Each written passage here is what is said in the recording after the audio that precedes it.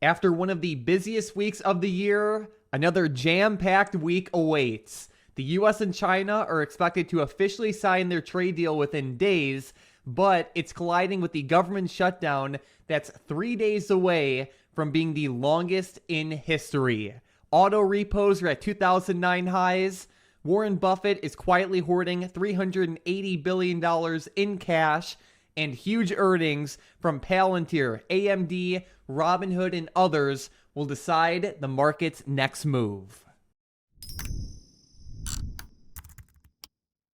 Last week, Trump and Xi met, and it did not excite the stock market. Stocks actually ended up falling from that point, and we've had a lot of new updates come out over this weekend that might help excite traders a little bit more coming into this week. So last week on Friday, Treasury Secretary Scott Bessent actually said that a U.S.-China trade deal could be signed as early as next week. That would be this upcoming week, so that's an awesome deal there. And then also the U.S. is going to be pausing their new export control rules while China lifts a lot of their rare earth export limits or restrictions. This is a big win for EVs, chips, and even defense supply chains. I even saw the CEO of NVIDIA, Jensen Huang, make positive comments about this. Now, whenever I look at this whole China situation, Mike, obviously there's a lot going on.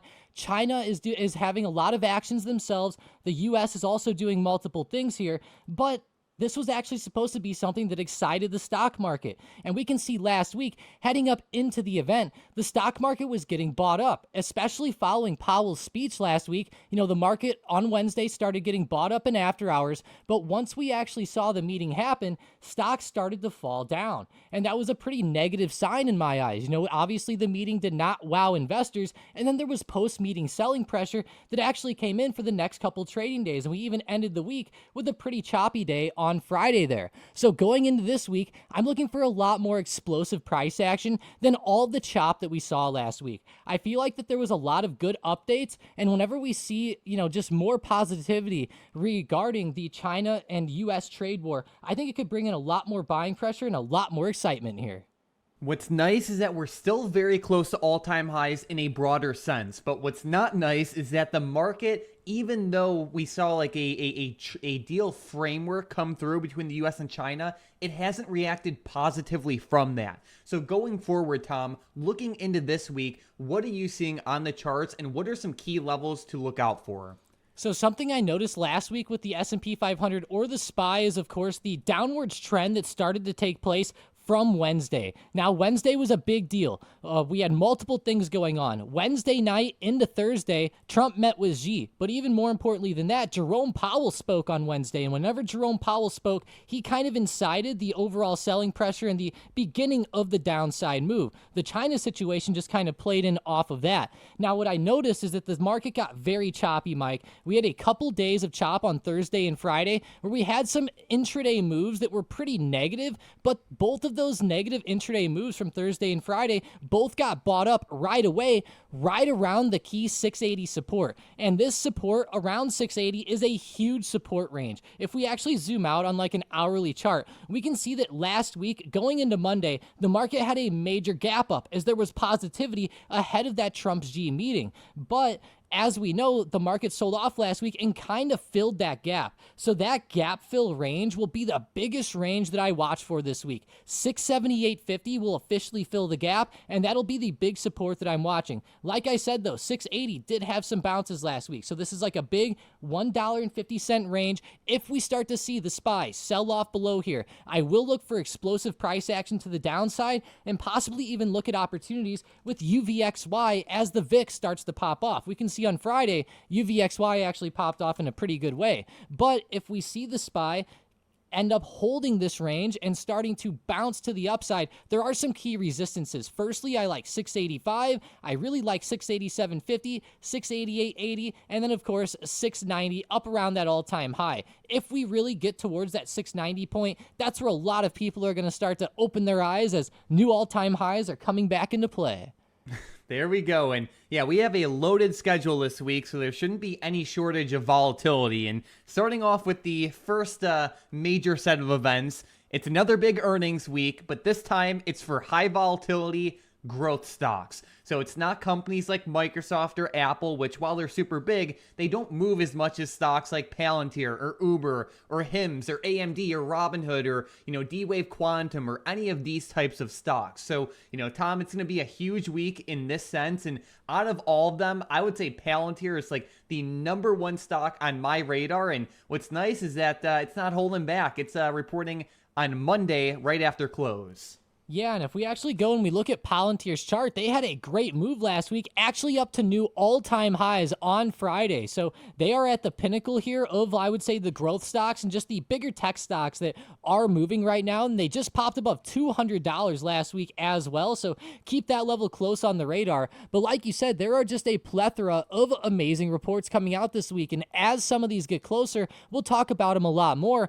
I'm actually really interested in how some of these, I would say, companies do related to rare earths, like MP Materials, for example. That'll be a very interesting one for me on Thursday. I'm also watching McDonald's very closely with all of their Monopoly games and everything like that. That might help boost some revenue there. But, there's a lot, whether you name Qualcomm, ARM, all the way down here at the bottom, Ferrari. I mean, you name it, guys. Let me know in the comments which one is your favorite. It's honestly hard to pick when there's this many amazing reports. Yeah, and these reports are hitting while macro risk in a broader sense still is pretty high. So we should see some volatility spikes. And I will say, in a good sense, though, Q3's earnings have been pretty good. Basically, we can see that on a year-over-year basis, earnings are up around 10.7%. So that is good. But just like we saw last week with Meta, they reported pretty decent earnings. But, the stock definitely did fall based off of some other news, especially their CapEx spending. So that is one thing to keep in mind. But another thing to keep in mind is that the government shutdown is now on day 33, and it's set to become the longest in U.S. history by Tuesday night if it continues. The longest ever is 35 days, and Kalshi is now pricing in the shutdown to last a whopping 47 days. I can't believe it. 47 trading days is what they're pricing in now. That would actually be 12 days over that 35-day previous record. So I know that Trump's no stranger to this. Of course, he holds the old record from 2018 at that 35-day point. So I wouldn't be surprised if this ended up going further. And it really seems like that neither side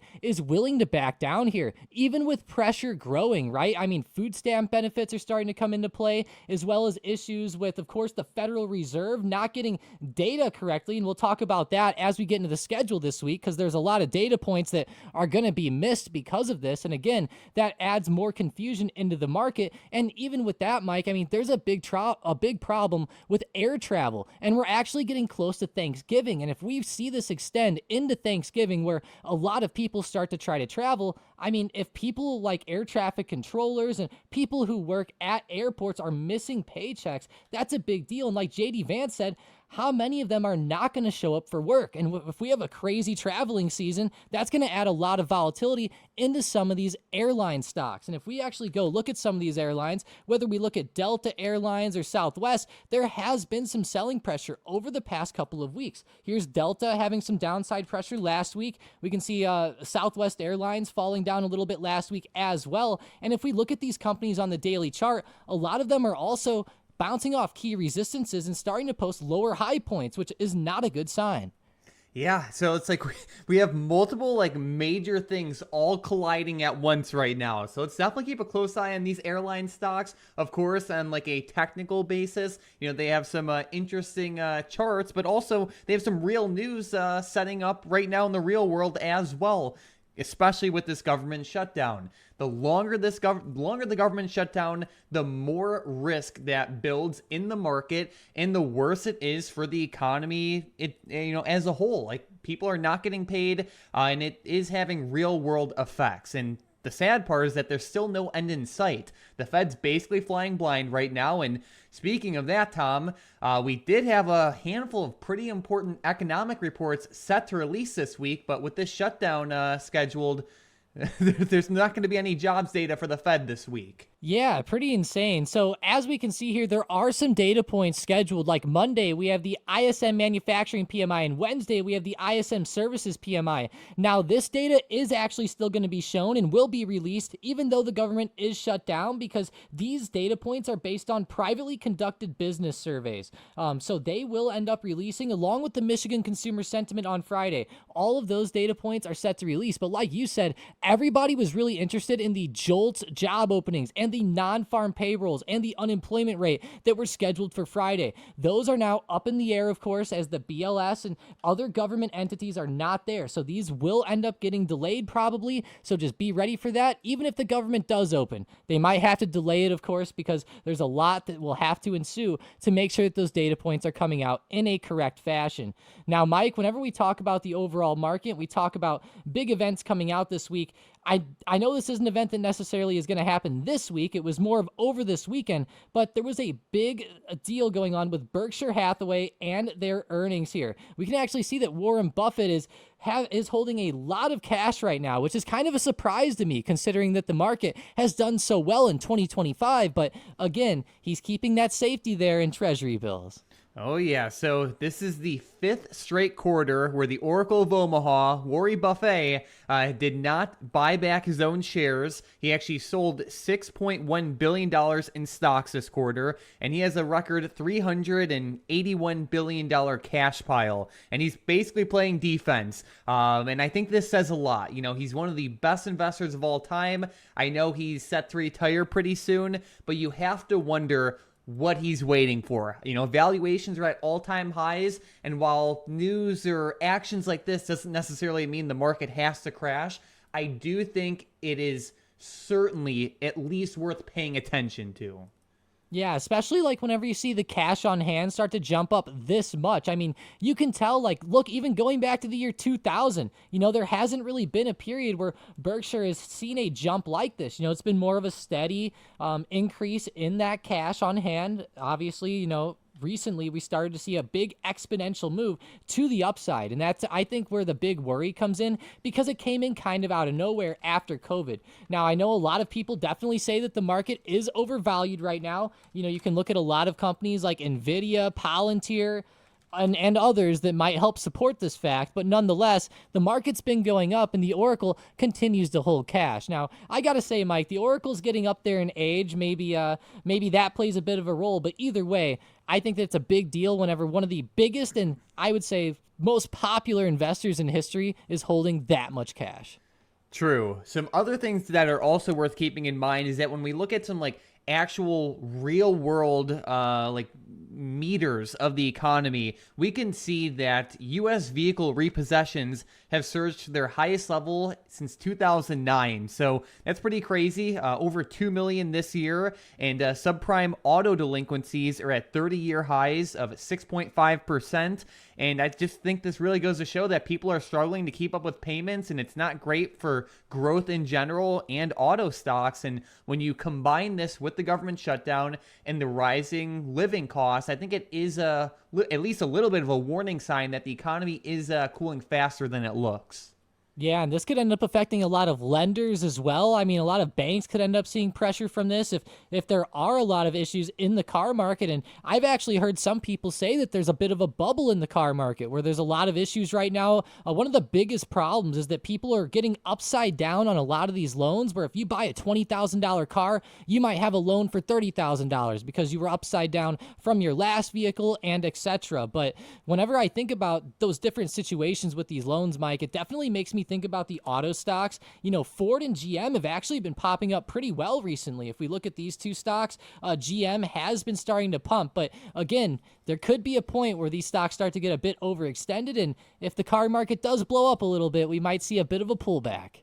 Yeah, stocks move based off perception, not always reality. So, this can offer some opportunity where if we do see, more weakening in the economy, there can be some good downside opportunities opened up in a short-term sense. So we'll keep that in mind as we go forward. But I did have some interesting charts to look at as well, where we could see, historically speaking, we have had a very good performance in May, June, July, August, September, and October in history. during this 6-month time, it's normally like the sell in May period. We were all green for this time around. And historically speaking, when this has happened, November has never been lower, and it's up more than 5% on average. So that is some good news.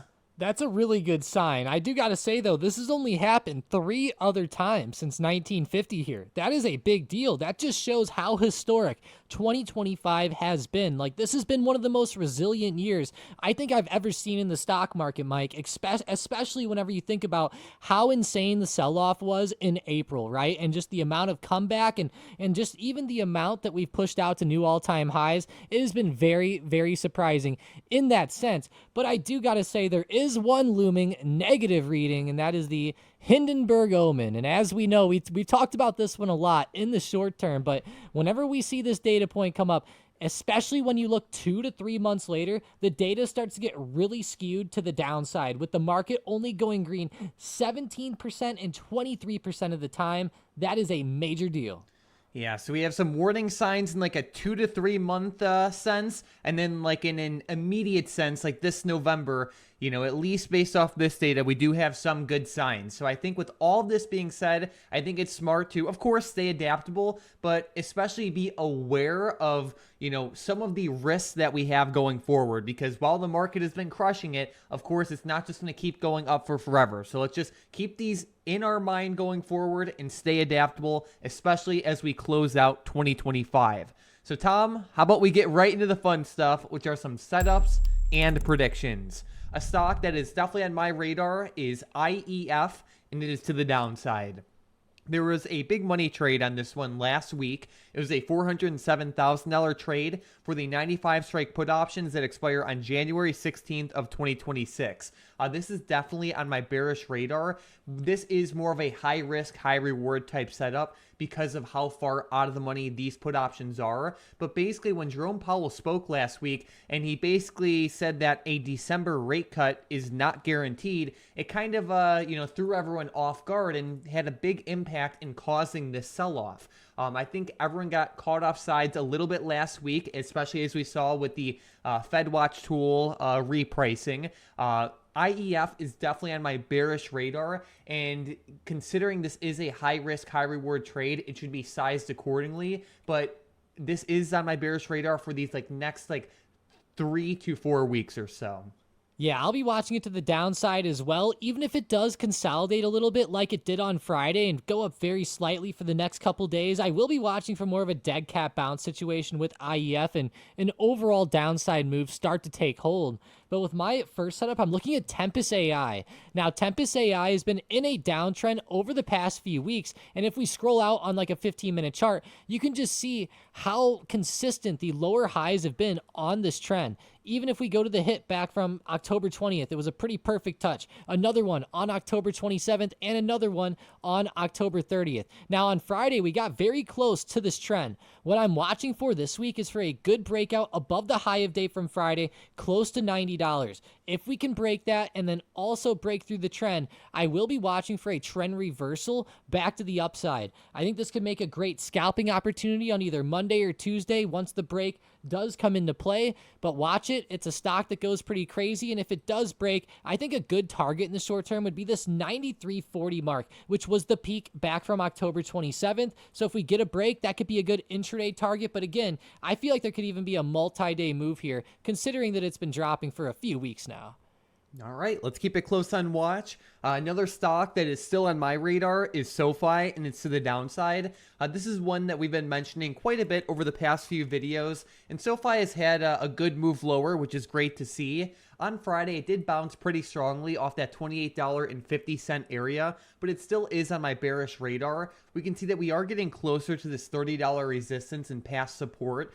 If we do see a break above this, then I will become just neutral on this. But what I'm really looking for is a continuation of this short-term downtrend. It has been struggling quite a bit ever since it reached all-time highs, right around $32.50 on Wednesday of last week. I want to see more pressure on lows here, ideally a break back below 29. If that happens, I will, continue my bearish bias. But if it doesn't, then there's no need to force being bearish on this one while it is, having a short-term recovery. Either way, SoFi's on my bearish radar. The more pressure it puts on the downside, the better. If it starts to run up, then, there's no need to force something that's not there. Yeah, that $30 resistance range is definitely critical. If it holds below there, I will keep watching it down as well. It's also been straddling some good trends, and I wouldn't be surprised if it started to fall down into that trend. With my next stock, I'm looking at Tesla for actually a breakout to the upside. I loved Tesla's price action Friday, especially at open. I do got to say that the afternoon movement threw me off a little bit, but the way that it came back and recovered and closed around the high of day just shows how much strength that Tessie really had there. Now, if Tesla can actually break 460, that's where I'm really watching for the main breakout move to come into play, and that's mainly because there is a big sell wall stacked up at that level. There's 240,000 plus shares that were stacked up there on Friday. So if we're able to push through that high of day Friday, closer to 458, and then push through 460, I will be watching Tesla for a possible breakout. Again, Tesla's been very hot in the short term. They've had a lot of good bullish price action over the past month or so, I would say. Especially since the beginning of September. They started to have that big gap up, and then over the past couple weeks, they've been recovering up off of their recent support around that 410 to 415 zone. Now, they are testing their recent highs, and I am watching for that high to eventually break. But specifically for Monday, I want to see a good 460 break for an intraday move. Sounds good. All right, well, besides that, let's jump right into today's momentum plays. And with the first one, we have NewScale, ticker symbol SMR, to the upside. Yeah, this stock will be reporting earnings later in the week, but if they can break out above 45.55 here on Monday, watch them to the upside. All right, with the next one, we have Joby Aviation, ticker symbol JOBY, also to the upside. That was a great move by Joby, closing up 4.77%. If they break above the high of day at 17.50, then watch them to the upside. And then with the last one, we have Oklo, ticker symbol OKLO, to the downside. Poor Oklo, one of the growth stocks that was not doing quite as well Friday. If they break under 130, which is a very nice whole dollar and psychological level of support, then watch them to the downside. All right, so we have these three stocks on the radar for potential continuations if and only if they break through the levels listed. These stocks are volatile, so whether you trade one of these three stocks or anything else, you need to protect yourself. Focus on making smart, long-term oriented trading decisions, and if you need help with that, check out the Key Lessons channel of the StockedUp Discord. It is completely free. And besides that, Tom, let's jump right into today's $651,000 big money trade, and we are looking at ticker symbol URA. Today, the trader bought technically on Friday, the trader bought the 56 strike put options that expire on June 18th of 2026. URA is an ETF that follows the uranium industry globally, and while this industry has been crushing it over the past year due to the rising energy needs from all of the AI infrastructure that has been built, it is to the point where it is arguably overextended. These put options are already in the money. They have a lot of time to them, and in a shorter term sense, the stock is making lower highs, which is normally a bearish sign. Looking at these put options, I really like the risk reward, especially looking at how overextended this stock is in a broader sense. But this trade is one that is not necessarily like looking to capitalize off of a move that's going to happen tomorrow. These options have some time to them. They really do. With it expiring on June 18th of 2026, that gives it a ton of time from this point. Like, even if URA does consolidate, and let's say it even does try to even pop up a little bit more, they might be looking for more of a downside move at the beginning of next year, maybe even, February, March. I mean, now, obviously, that's pretty far out from this point, but still, that could be part of their thesis here. Again, we don't really know the thesis that the big money trader is taking here, and that's obviously the big risk and one of the problems with analyzing options flow or just order flow like this. But whenever I look at it, I think URA is definitely getting pretty overextended, and with the US making these rare earth agreements with China, and I know that we talked about a lot of this at the beginning of the video where China's taking a lot of actions here. You know, they're issuing general licenses for exports of rare earths, suspending new rare earth export controls. You know, there's a lot going on in that sense. And a lot of the reason why URA and a lot of these stocks associated to whether it's uranium or just rare earths in general have been popping to the upside. Now, URA and uranium is not necessarily a rare earth, but again, there's been a lot of positivity within that sector because of this overall China situation. I do think, though, that as the situation starts to develop, that the U.S. and China are making a truce and starting to sign deals, it could hurt a lot of that thesis that drove these stocks up.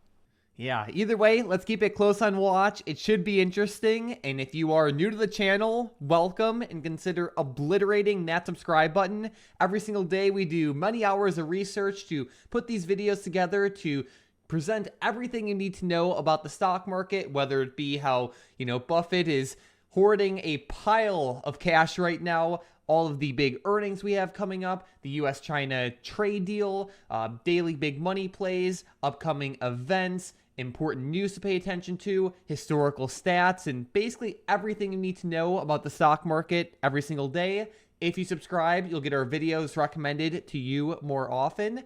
And besides that, let's give a giant shout out to today's member of the day, Min Sung in the Stocked Up Discord, who had a couple very beautiful profits on Friday. We could see the first one with Net. He had a nice 68% gains there. And then as we scroll through the profits channel, he also had some great hits with CRDO and Marvel, and great gains all around. So huge shout out to you, Min Sung. Keep up the great work going forward. It is awesome to see posts like this one.